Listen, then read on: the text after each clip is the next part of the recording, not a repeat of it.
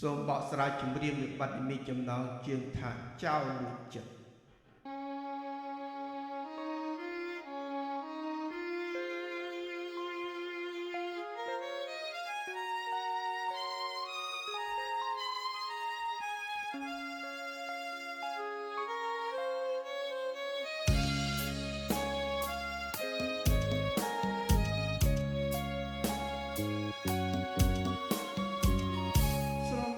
អ្នកណានៅមួត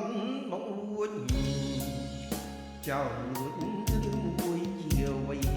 រៀងដូចជាស្រីក្លិនដូចជាផ្កា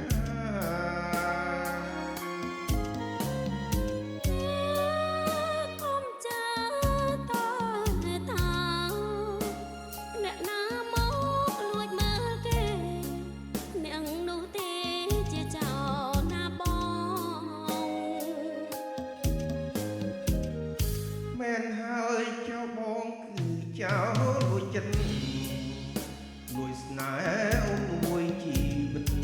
សូមតែអាណិតសូមតែមេត្តា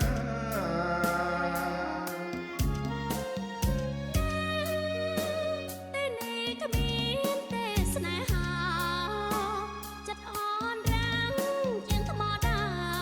ពាក្យស្នេហាមិនចង់លឺឡើយយ៉ាងស្ដាយក្រមុំនៅព្រមចារី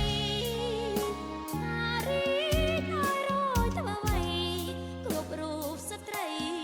មានប្តីមានទុក